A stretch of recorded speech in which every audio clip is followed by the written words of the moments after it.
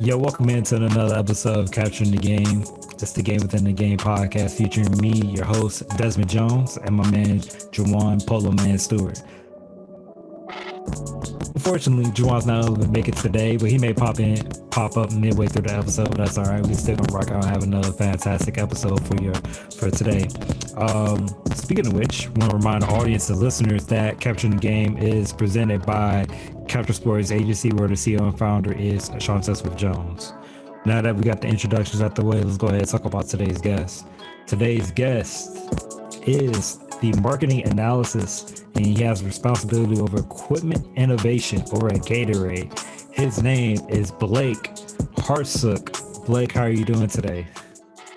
Doing great, Desmond. Thanks so much for having me on the pod. I've listened to a couple episodes and really like what you guys are putting together, and just really happy to be a part of it. Thank you, thank you. It's always great to hear about people that listen to the podcast because, like as you know, as a person that manages and does their own podcast, it's definitely a lot of hard work. It's just the fact of consistency. Keeping up with things and just doing it on a regular basis. So it's definitely a lot of work. No, yeah, and you miss one episode, and like your followers are just wondering what's going on. So I definitely appreciate the grind, and you guys have had some great guests on. So I'm humbled to have been asked to come on. I mean, hopefully I can live up to some of those other guests that you have, and can share a little bit of insight of what I've done to kind of get to Gatorade and what I do at Gatorade. Oh yeah, for sure. I think you'll be all right, man. There's no, you'll be good. But yeah, Blake, can you go ahead and tell the audience, a little bit about yourself? Sure. So my name is Blake Hartsook. I'm currently living in Portland, Oregon, but as you can see in my background, if you're watching the video version, I'm in an empty apartment right now. I'm moving to Chicago, where Gatorade headquarters is located. As Desmond mentioned, I'm currently a marketing analyst working on equipment innovation at Gatorade.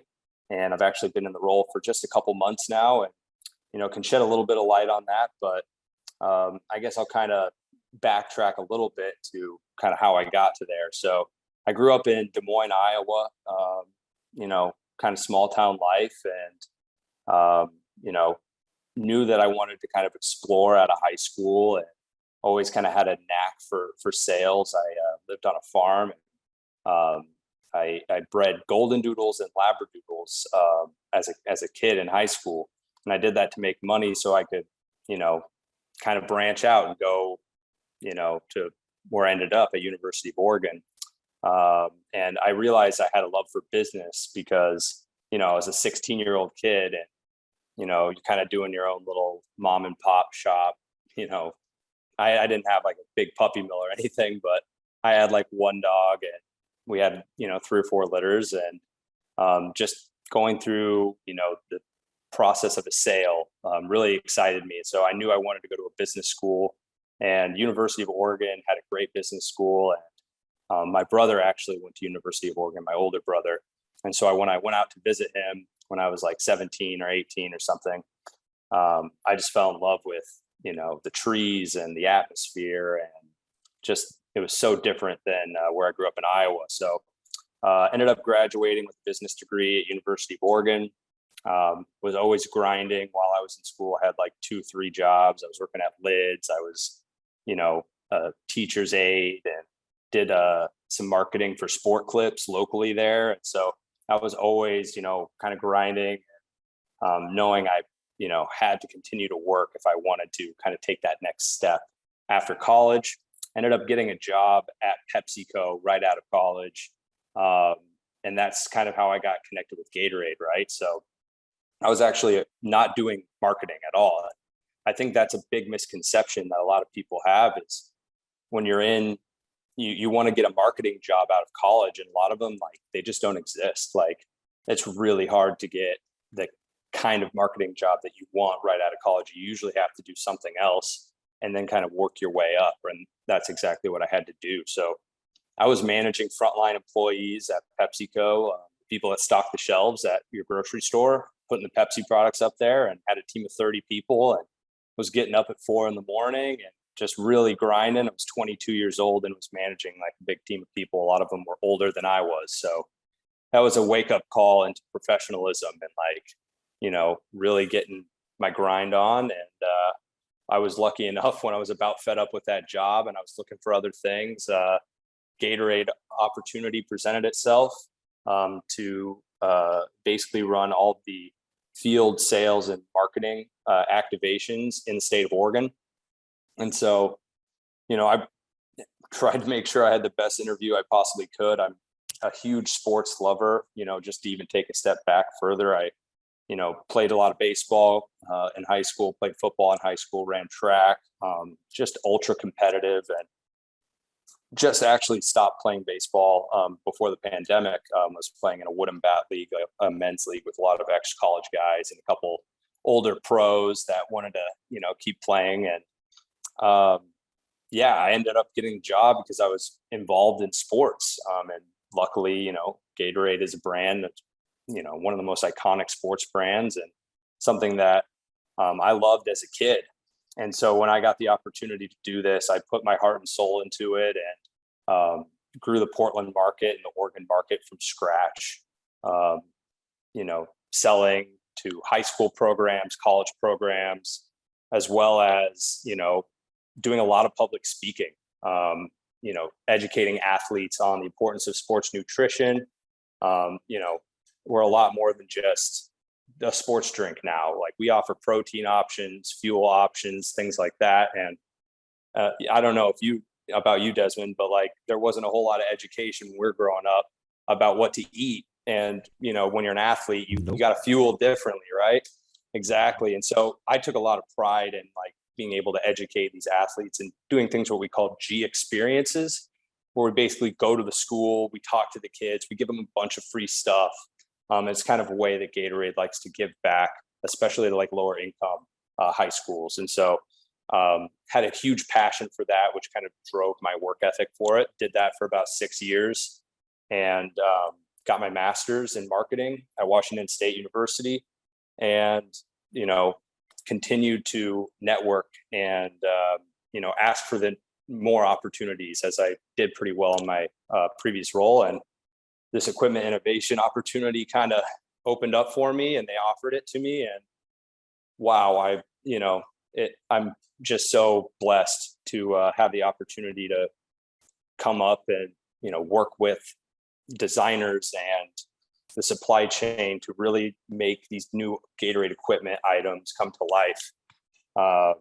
And that's kind of where I'm at right now is I'm learning every single day, coming from where I'm working with coaches and athletic trainers, in person to now I'm working with supply chain and working with, people in China to make sure we could ship stuff. It's a completely different, type of work, but, I'm trying to grow as a person and trying to grow as a professional. And this is a great opportunity for me to do that.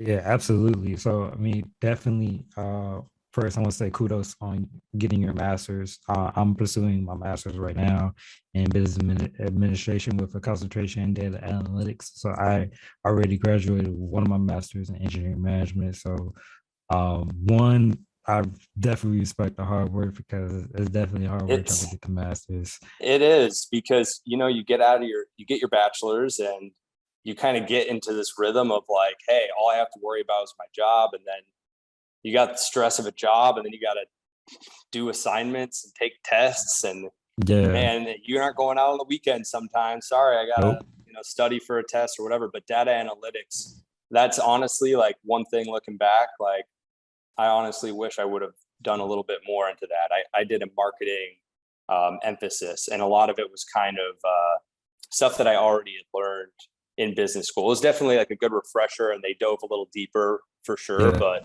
man, that data analytics is, a lot of people are looking for that type of expertise, right? Mm-hmm. Yeah. So, I mean, that's one thing I'm excited about about me learning that particular portion of my master's degree just because of the fact that I get the analytics portion of it. And it's one of those fields that's booming and it's coming bigger and bigger, and more people are in need of it, especially in sports. Like different teams have their own sports. Oh yeah, their own analytics, department, and a lot of different companies are also looking for people that can do analytics. So it's as a big market for us all. I'm hoping that I can absolutely. capitalize it later down in the future. Oh, I'm sure you will. I hope so. But so what position did you play in baseball? So I played growing up. I literally played every position at one point. Okay. But when the one I ended up kind of being best at was being a pitcher. And unfortunately, you know, uh, let's see, I had been playing for over 20 years. I stopped playing when I was 28, and my shoulder and my elbow, the way I pitch, I threw a lot of like submarine sidearm stuff, and Oh, okay. I felt things starting to kind of fall apart a little bit. I'm like, man, this is not worth it. Like, I love the game, and I'll probably play Yeah. like slow pitch or something when I get to Chicago, and just to like get back out there. But yeah, once you put that many miles on your arm and you don't have an athletic trainer to ice you up or to take care of it, you got to do it yourself. Right. It doesn't last as long as you like, or at least it didn't for me. Yeah. I played baseball for a couple of years in college Oh, before I nice. focused in on my engineering degree. So, but yeah, I definitely in high school played almost every position. I played pitching a little bit. I was okay. So for the most part, Yeah. um, Yeah. with your career and everything that you've gone through and went through, what's some of the advice that you want to give back to students that are you're trying to make their way into the industry right now? Yeah. Um, a couple things I would say. When you're in college, like if maybe you're going to graduate in a year or two, or maybe you just graduated, like, try to find something that you're passionate about, one. And if you can't find that, then at least work really, really hard in what you're doing so that you can do something you're passionate about later. And that kind of goes back to like my career journey, right? Like, I was managing frontline employees that were like unionized, and it was a nightmare. I mean, they could, you know, skip work and not get fired. Yeah. Like, you know what I'm Yep. saying? And so, like, a lot of just a high pressure, no, it's a grunt job. Like, it's the lowest rung of management at Pepsi. Um, and it definitely tested my mental a little bit. But I'm glad I did that, because if I didn't have that opportunity, if I didn't do that opportunity, there's no way I would get a chance to work for Gatorade. Um, and no way I would be able to be where I am today. And so when you're in college or when you're right out, like, get as much experience as you can, internships, whatever, because everybody says this, it's not what you know, it's who you know. It's so true. It's so, so true. Like, I was, when you get a chance to interview for something, prepare, make sure, because you might not get another chance at that kind of opportunity again. So just prepare as much as you can when you do get those opportunities. And, if you keep grinding and you don't give up, you will get what you want. Like, I think that's something where it's like, with podcasting, even, it's like, I wanted to start a fantasy football podcast. So I did. And was hard at first because I had to learn how to do editing and learn how to, like, make it sound good. But if you really want something, you just continue to work at it. And that would be my advice to any like young people that are trying to get into sports marketing or marketing in general.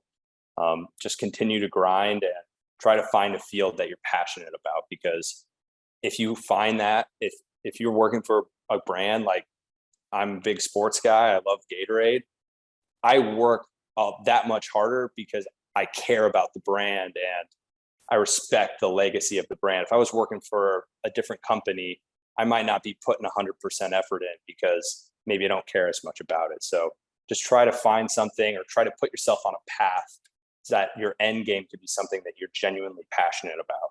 Yeah, that's super key because so many people would like just chase. I say they just chase after the bag, And it's not necessarily stuff that they're passionate about, but they see people doing it. It's like, oh, I want to do it. No, it's not something that they genuinely enjoy. And it does take for whatever career that you're pursuing. It does take a lot of work. So hopefully, that passion can carry you through a lot of that hard work and a lot of them late nights, early mornings, whatever is going on. Yep. Absolutely. Absolutely. So as I know you do a podcast, you want to tell the audience a little bit about your podcast that you're doing? Yeah. Yeah. Sure. I mean, it's honestly just kind of a side project that I'm doing. I'm a huge sports nut, obviously, and fantasy football is one of the things I like to nerd out on the most. So, I've got a lot of hours of research up in my brain up here. So I figured I would try to turn that into something and share. And I've always been kind of the guy where people are texting me, hey, should I start this person or whatever. And so I commission a couple leagues and have been doing it for a really long time. So basically the podcast that I host is called Top Dog Fantasy Football Podcast. So just TOPDOG, Top Dog. It's got a cute little picture of my dog on there with football in the background if you ever take a look at it. But my main goal is to educate new fantasy football players. If you go through my archives of my episodes, the first 3 episodes are all about like fantasy football for dummies, basically. So if you've never played the game, you can listen to those episodes and kind of learn the terminology. Like, I think there's just a kind of a big barrier to entry for people that don't follow football very much. And I mean, Desmond, we were talking before we recorded, you play fantasy football as well. Like, you just got to start a lineup and look at the projections, and it's fun way to interact with your other coworkers or your friends. Yeah. And if you're on the outside looking in, man, it's a fun game. And we're at the end of the fantasy football season trying to make the playoffs. Desmond, are you going to make the playoffs or not? Man, look, my team been struggling all year. I had a lot of tough losses early in the season. Like I'm talking about, like I lost by 5 points or 10 points. I just didn't start the right people. I went on a streak where I won like 5 games in a row right now. I'm trying to make the playoffs, put myself in a better position. Yeah, but Lamar got hurt today, so I think that put a wrap on my fantasy hopes. I mean, my playoff hopes. So I wish I was gonna be making the playoffs. My brother, we both in the same leagues. My older brother, he has 13 years. I mean, so I'm 30. I just turned 30 a couple weeks ago. Nice. At the time it was recording, I just turned 30 a couple weeks ago. Gotcha. But my brother, he won last year, and looks like his team is about like 9-2 right now. So he may be winning again this year. I don't know. I feel like it's gonna fall apart on him, but it is this year has been interesting for football, especially the injuries. Because the injuries alone, like running backs, wide receivers, basically the top 10 running backs like have all missed significant time, if not are out for the season. And it's going to be something we look at going into draft season next year. It's something I'm going to be talking a lot about. It's like, hey, do we want to invest high draft capital? And I'm turning this into a fantasy football podcast, but no, go ahead. I can't help myself. It's like, you want to invest draft capital in these, running backs that are the most often injured players, like Derrick Henry, Christian McCaffrey, Dalvin Cook's missed some time, Kamara's missed some time. Like Joe Mixon's been like the only guy, and I think he maybe missed a couple games too. But like with an extra game in the season, like the injuries are just crazy. So even if you're not making the playoffs, like fantasy football is all just about the camaraderie and just kind of the fun. Like, I'm super competitive. So just the smack talk, and you're making trades, and, people are getting upset in the best possible way, and that's the one thing about it is injuries will derail you, and you can be the best fantasy football player ever and make all the right decisions. But if you're getting hit by the injury bug, I mean, you just got to put your hands up in the air and be like, maybe next year, Yeah, I mean, that's how my season went. Like I had Juju injured. Yeah. I had Ruggs, DUI, gone. Like I'm trying to think. I had Sanders as my running back from Philadelphia. Wasn't doing nothing. Dropped him. Yep. I'm trying to think. Just went through so many. Well, you can even think at the beginning of the year, like the Ravens lost Gus Edwards and J.K. Dobbins. Raheem Mostert. I had a team with Raheem Mostert and Gus Edwards, and I thought I was going to be good. And then season didn't even start, and I lost like my second and third running back. And I'm like, all right, this is how it's going to go, So can't predict injuries, and it's all fun and games. So I love fantasy football, and yeah, give it a listen, guys. Like if you're looking for something, if you haven't played fantasy football before and you're looking to try to, take a step in that direction, I really do dumb it down. Those first 3 episodes, and I use a lot of terminology and teach the terminology in those. So if you continue to listen to my podcast going forward, then I use that same terminology, so you kind of know what I'm talking about. My last episode of the year, obviously the football season's ending. My last episode will be out when this podcast airs. It'll be the playoff primer episode. So if you are playing fantasy football and you're maybe in the playoffs, or you're in like what my league does, it's a bottom 3. So if you get last, then you're in a punishment or whatever. We're going to try to keep you out of that punishment, or we're going to try to get you to win your championship by kind of showing you what players have the best playoff schedule, and we'll do start sits and make sure you win that really important first week of the playoffs. So again, that's Top Dog Fantasy Football Podcast. And if you give it a listen, I'd love it. Yeah, please, for all of our listeners and subscribers, please support. But real quick, so it was your league a keeper league? Yeah, so I don't do keeper generally because I love the draft so much. I think fantasy football draft is the most fun part of fantasy football. I always do a live draft. I get a big board and like do all the things. We're all in the same room with our materials, and someone makes a bad pick and they're getting, laughed at sometimes and stuff like that. But with keeper, it's definitely fun, but then you don't get that full, like every player's available redraft experience. So the leagues that I do are usually redraft. Yeah, mine was a keeper, but you allowed 3 keepers. And so say you draft someone in the 13th round and you wanted to keep that person, it would cost you 11th round draft pick the following year. So it moved it up to 2 spots. So gotcha. That's awesome. Yeah, no, keepers are fun. Keepers are fun. I'll probably do a dynasty or a keeper league here coming up because a lot of people are in those, and that kind of changes strategy, and I want to be able to give advice for everybody. So gotcha. Yeah. All right. So go switching gears a little bit. Yeah. So going back to Gatorade, how has it been working for Gatorade? And we talked about it. You talked about it a little bit. Such an iconic,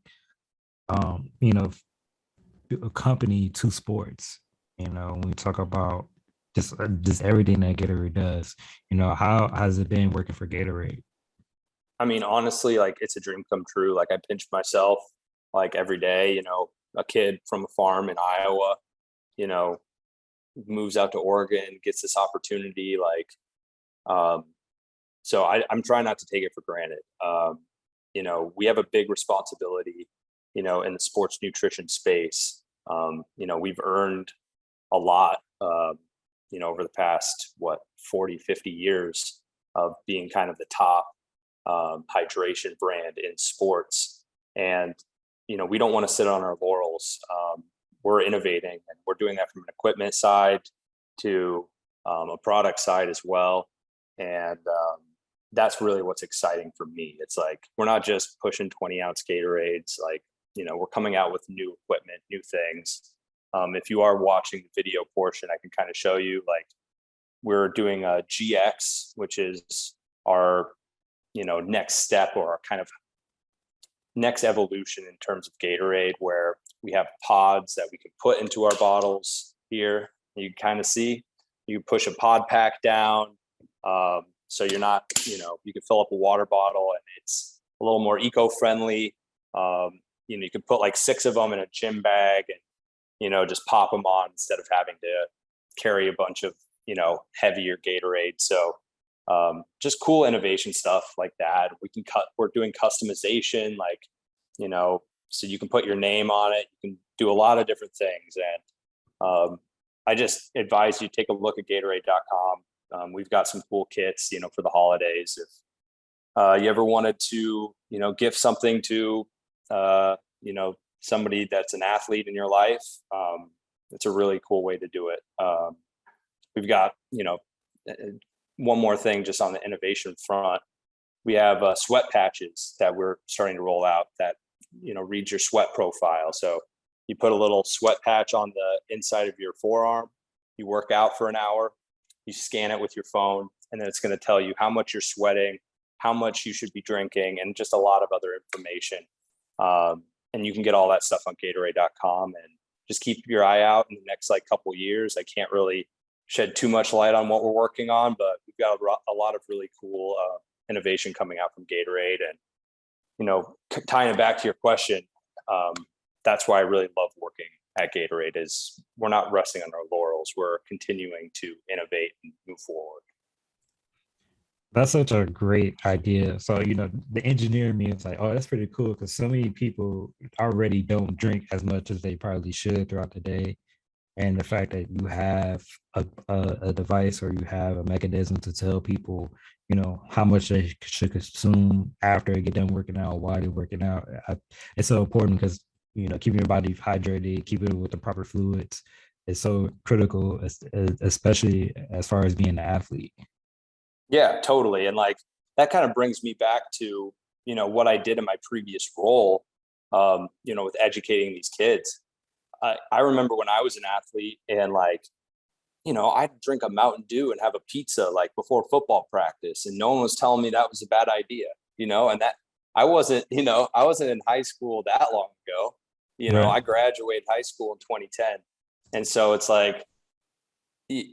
we've come so far in the last 10 years in terms of what we understand about sports nutrition.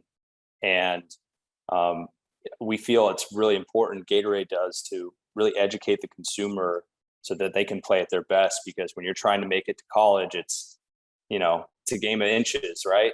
As the saying goes. And the people that take care of their bodies and are hydrated and are recovering the right way, with protein, and are fueling the right way with carbs, those people generally, have a better chance of succeeding if they're taking care of their bodies. And it's just not something that we really thought about 10 years ago as much. Oh no, it wasn't. I know for me, it wasn't. I think I dedicated. I was getting prepared for my senior year of high school for baseball. I probably dedicated the whole summer to getting into kind of one of the best shapes I possibly can. Working out throughout the week, somewhat eating healthy. Granted, I'm young. I'm in high school. I wasn't really eating as healthy as I could, but somewhat. But when school year starts, it's totally different. It's hard to keep that same routine with being able to go to school and not really having the proper stuff in school to keep my body healthy or even energized or with the proper amount of fluids.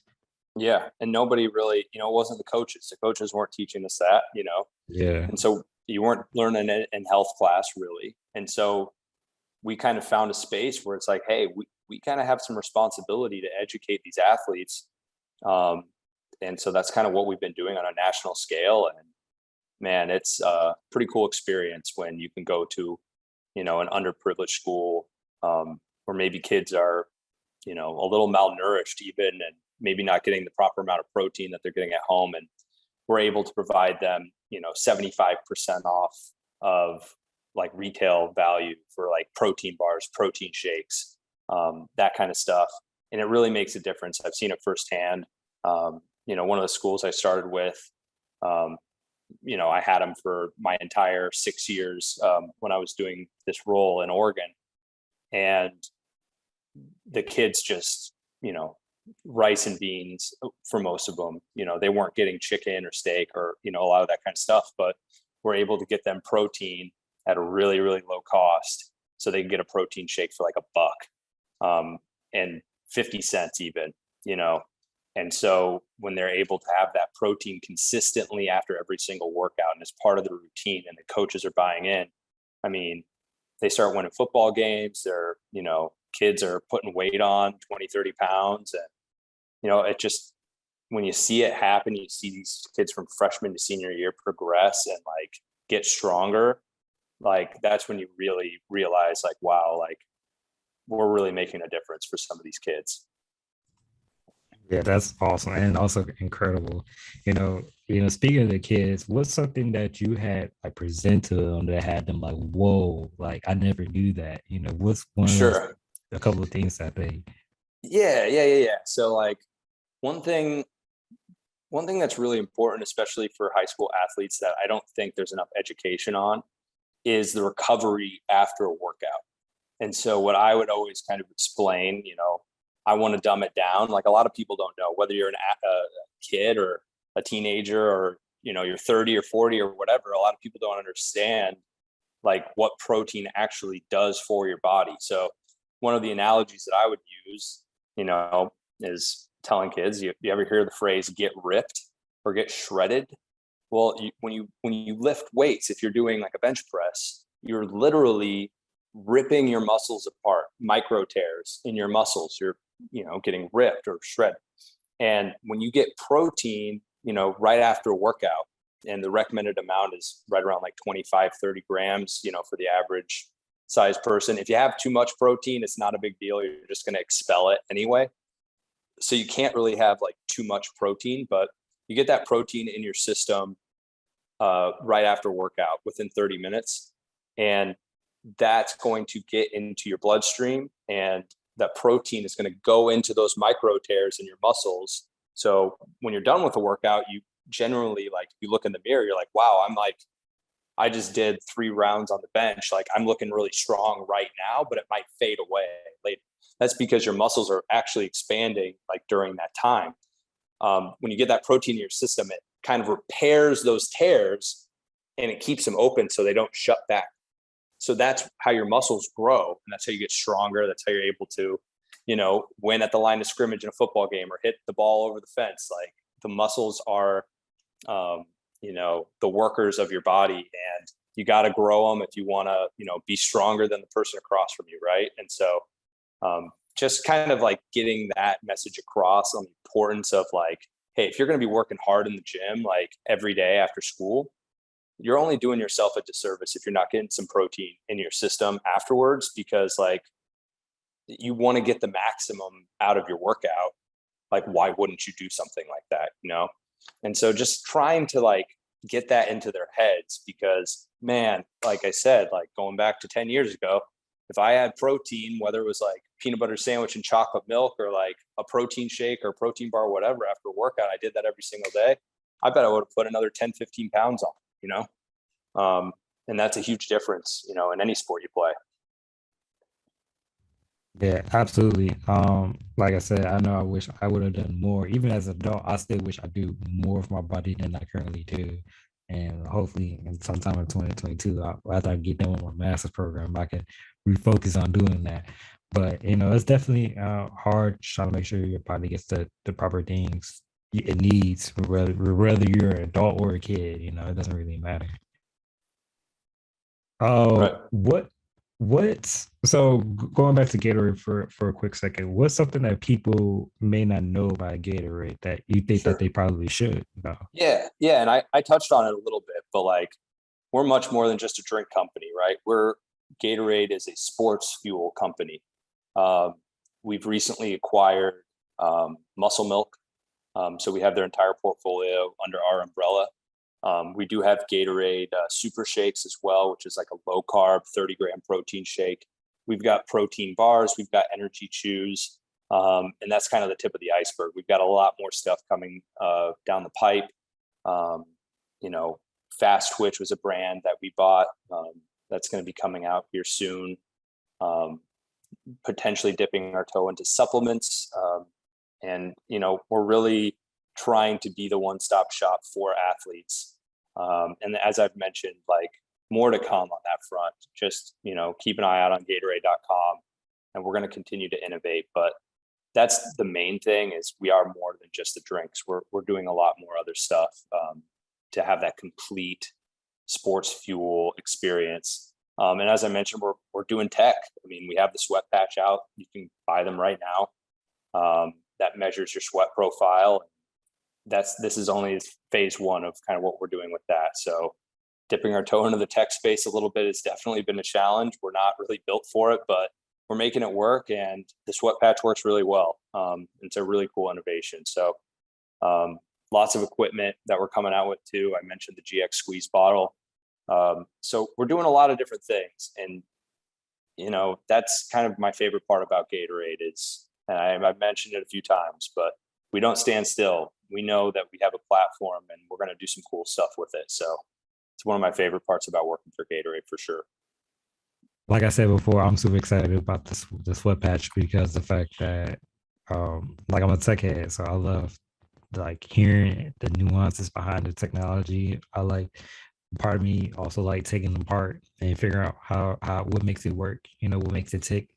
So that's just the engineer in me. So Yeah, it's pretty remarkable. I mean, basically, like I won't get too much into the nitty gritty of it, but your sweat interacts with the sweat patch, with the kind of the under part, the adhesive, yeah. and it measures how much you're sweating and how salty your sweat is. And that kind of Mm, determines how much electrolytes you need to, have when you're working out.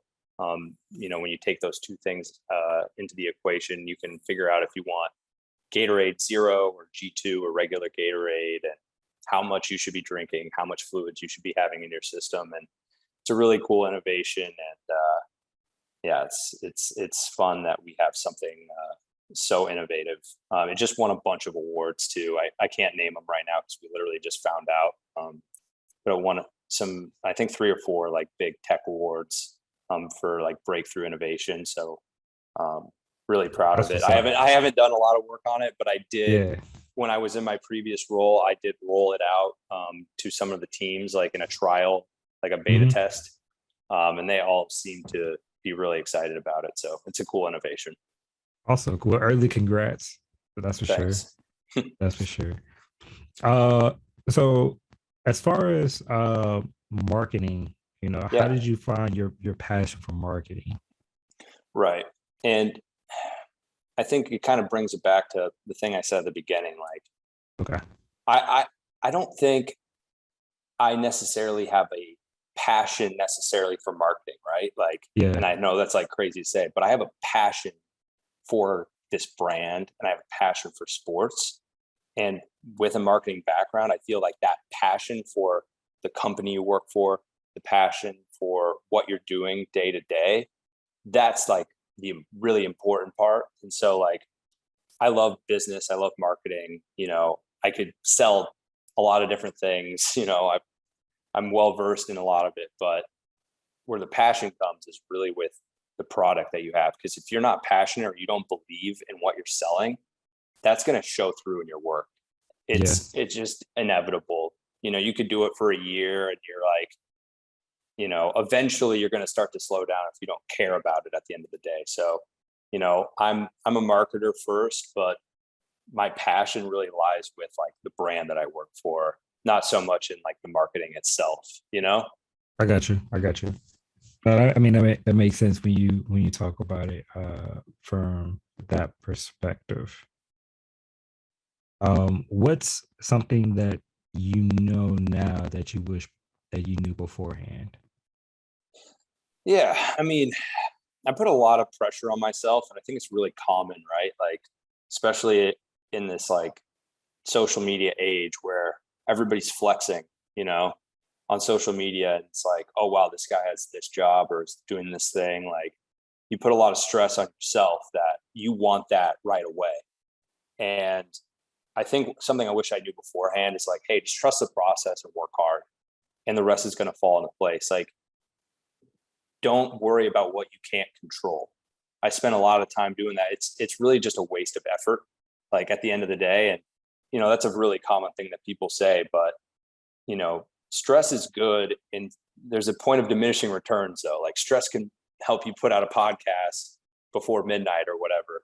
But like, if you keep stressing yourself out about stuff that you can't control, then it's going to make you be less productive, maybe make you depressed, right? And so that's one thing I wish I had like told myself is like, hey, you're not going to get exactly what you want right out the gate. Like, life's not like that. It doesn't work that way. Just be happy where you are, and like learn from those experiences that you're in. and continue to push for what you want, but don't like, just because you're not where you want to be at the end of the day, like, you can't stress out about that. Like, if you work hard, you'll eventually get what you want and things will work out the way that they're supposed to. But putting too much stress on yourself, it's just bad for your health. That's why I got some gray hairs up here, I'm pretty sure. Oh man, there's a reason why I'm wearing my hat right now. So, oh man, but I mean, you definitely hit the hammer on the nail, just because stress and just measuring what you're stressing about, and but the outcome of it, those some gems right there. That's gonna be a tweeted quoted content from this podcast. That's for sure. Oh, great! All right, sounds good. Yeah. But yes, that concludes the first part of our interview. So now it's time for the rapid fire round, which we call the game within the game. So my very first question for you is, are you ready to play? Yes, let's do it. I'm ready. All right. All right, let's do it. All right. First question is chocolate chip cookies or oatmeal raisin? Oh, chocolate chip all day long. I like those Subway cookies. That's my go-to. That is my go-to too. They're so soft. They are. So my co-host, he's the chocolate chip person on the podcast. I love oatmeal raisin cookies. I love Subway oatmeal raisin cookies. It's definitely one of my top tier cookies on my list. Yeah. But I definitely, have a love-hate relationship for my oatmeal raisin cookies. Oh, so don't get me wrong. I enjoy oatmeal raisin as well. I usually will get, one of each. You know what I'm saying? But yeah, if I had to pick, you're making me pick. I gotta go with my chocolate chip. Okay. All right. Fair enough. TV shows or movies? It's TV shows for me right now, and it's mostly because a lot of times when I have the TV on, it's either me watching football on Sundays. Obviously, I have to do that for my podcast, Right. or it's just something that's on in the background while I'm doing something else. There's a couple, and I think I'm biased because the pandemic kind of turned off the movie scene for a while. Like, there wasn't a lot of good movies coming out, but I saw Dune on HBO. That was incredible. And now I'm like, all right, I need to get back into movies again, because like I've only been TV shows. So Yeah. I guess I would say TV shows is mostly what I watch, just so I can have something on in the background and have that quick bite size, type of thing. It's hard to kind of settle into 2-hour movies anymore. What you think of Dune? Oh, I loved it. It's like, Okay. I heard it was like written before Star Wars, and like Star Wars took a lot, like the book was written before Star Wars. So Star Wars took a lot from Dune. Okay. And then they did this. And I think Dune was actually like an old movie too. And they like maybe redid it. That's kind of everything in Hollywood nowadays, I feel like, is just remaking stuff. But I loved it. Have you seen it? I've seen it. So me and my wife sat down to watch it. We saw it on HBO Max. I was like, I'm gonna put it on because I want to see it. And so I was partially lost and confused majority of the movie.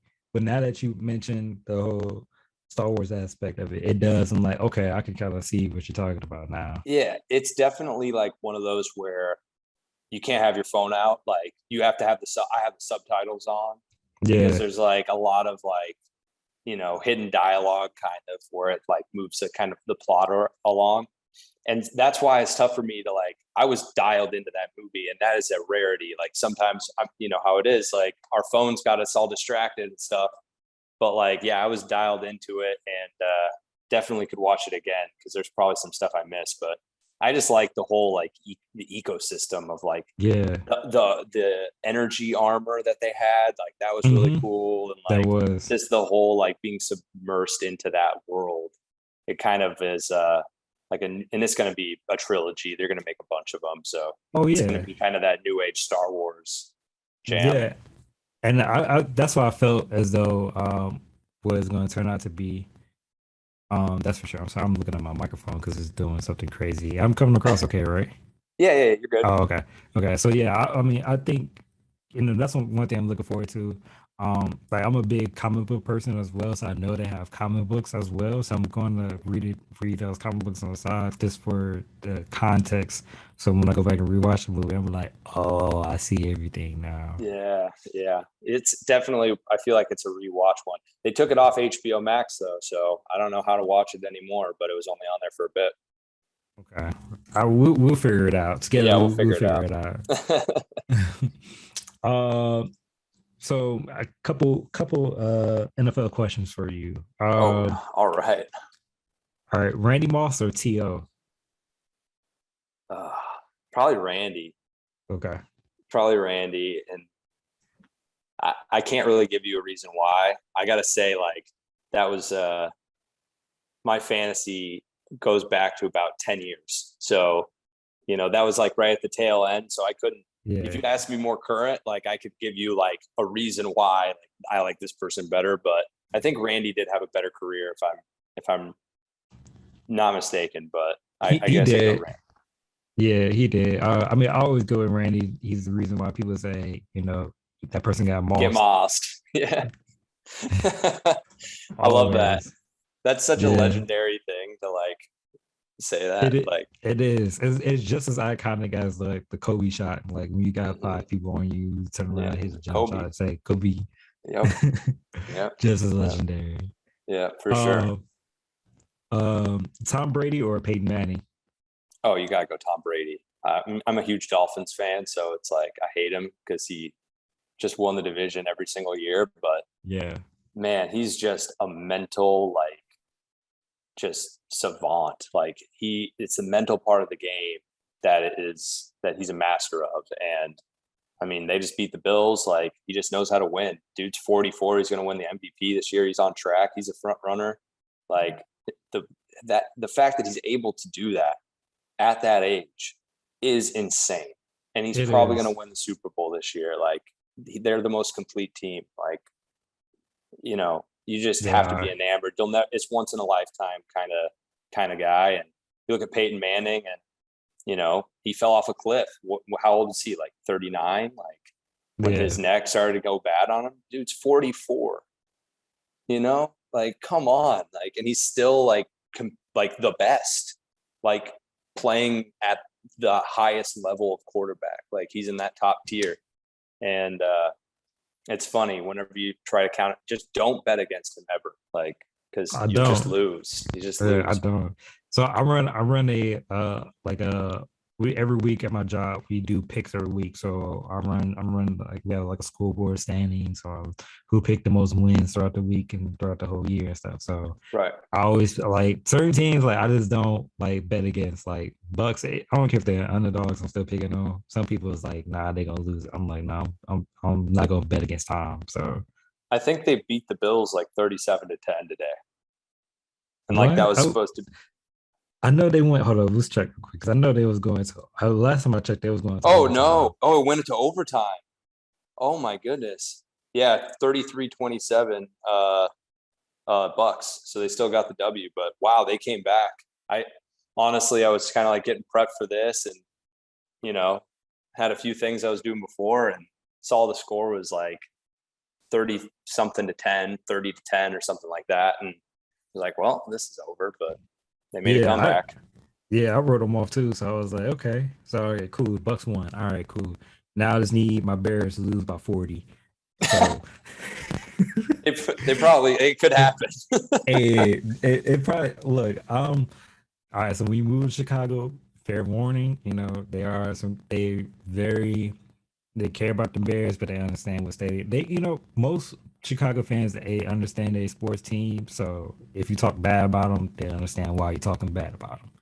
Yeah. And I mean, unfortunately, they just have bad management. Like, Yeah, and that's kind of what it comes down to with the Bears. And you got to realize it's a business, and some teams kind of look at it that way. And, hopefully Justin Fields will be able to turn it around for them. It's going to be miserable being in that city if the Bears are yeah, just a laughing stock. So, yeah.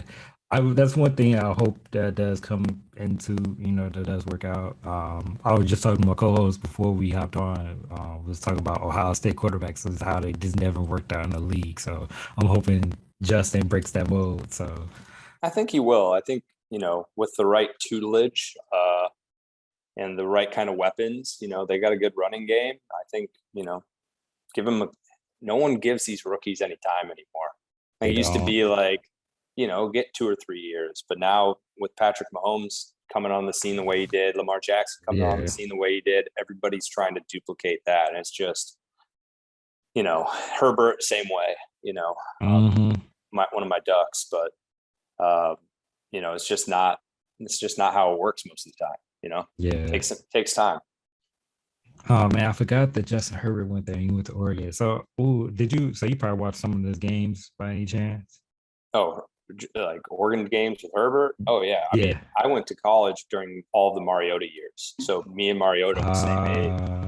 And Okay. so Chip Kelly was there at the beginning, and like the Yeah. whole, we never won a natty, but we were in the hunt quite a bit. We Yep. lost to Cam Newton and Auburn there. That was devastating. Yeah.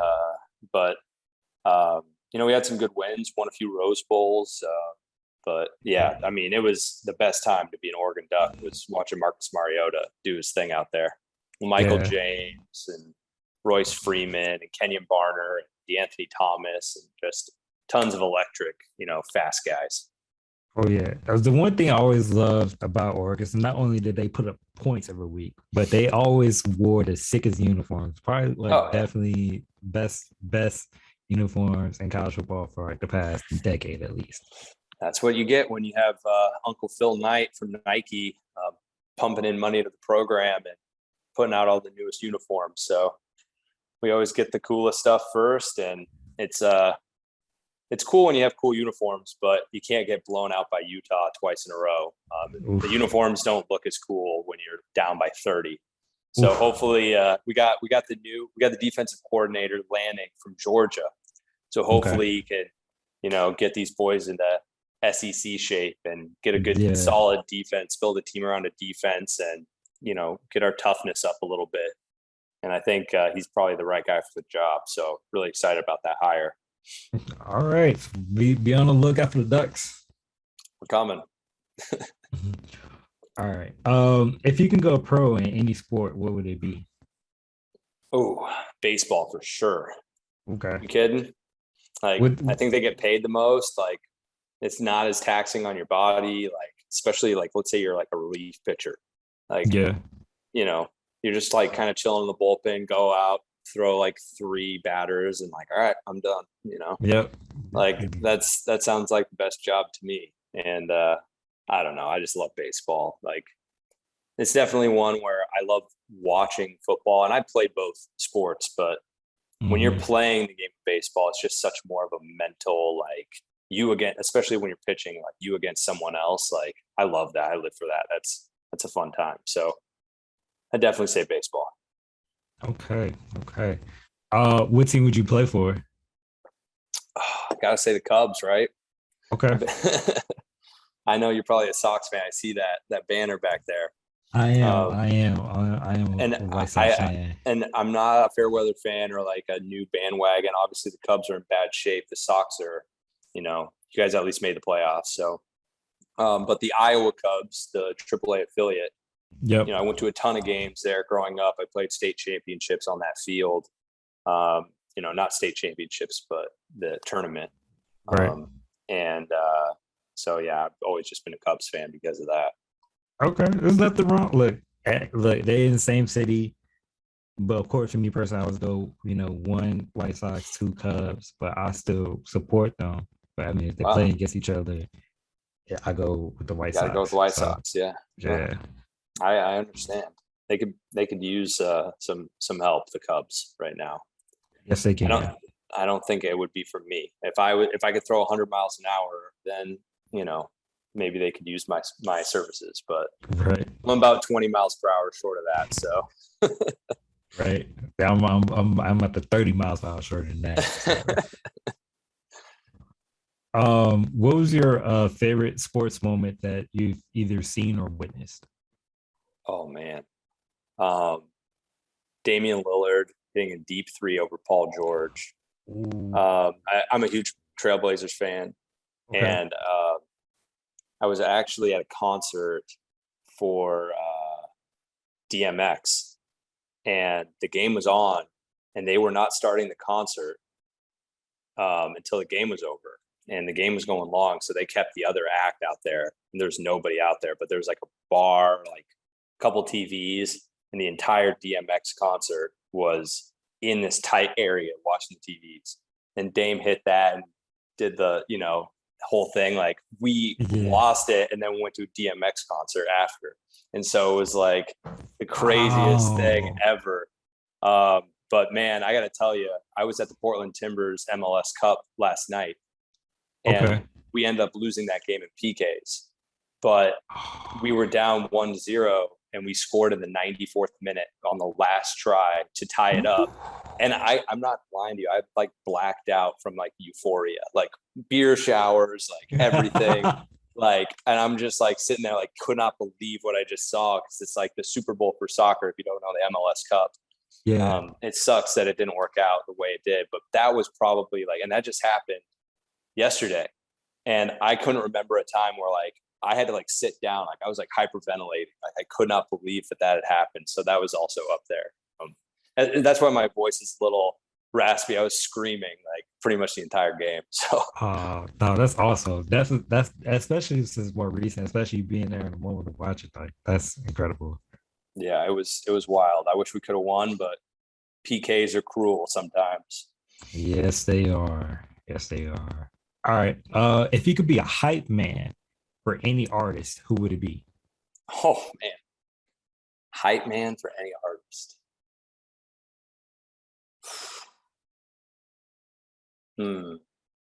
I probably would go with like, I don't know. I'd probably go with like Kanye West. Just because like if I was his hype man, then I would like get to be around him, and I just know he's probably doing so much crazy stuff. Like just his life has to be just wild.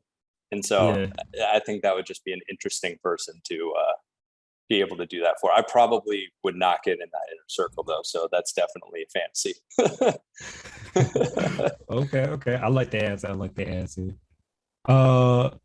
Definitely one. So are you a big NBA fan at all? I mean, it's definitely third on the list behind like baseball, football, but I mean, I've gone to a bunch of Blazer games, since that's kind of Portland only has, Timbers and Blazers for pro teams. So yeah, I've become more of a NBA fan, and I'm really excited about the Bulls. They look really good. Yes. So be excited about them, because it was miserable for the past 5 years. Watch it out. Probably it's been longer than that, but yeah, I'll say that for later. Do you have if you get a chance to take over any organization, and this organization could be Chase Bank because you want all their money, it could be Dallas Cowboys. You get a chance to take over any organization, who would you choose? You asked this question to your last guest, and he said the NCAA, and I really like that answer. But I'll pick something different. Any organization, and I could be in charge. I probably would go with like Adidas. Honestly, I'm an Adidas guy. I know Nike is like the Ducks, but obviously if I can't work my rung up and work at Gatorade, Adidas has always been a brand that I've been a huge fan of. And so just kind of being in charge of like where everything goes for them, like would be pretty cool. Definitely have 90% Adidas stuff in my closet. So that one of the questions I was prepped to ask you, but I'm gonna ask because I'm curious. What's your favorite pair of shoes? Oh, Ultra Boosts. Adidas Ultra Boosts. I got a bunch of them, man. Those things are so comfortable. I know. I can't wear anything else. Like I'm either wearing Ultra Boosts or I'm wearing like,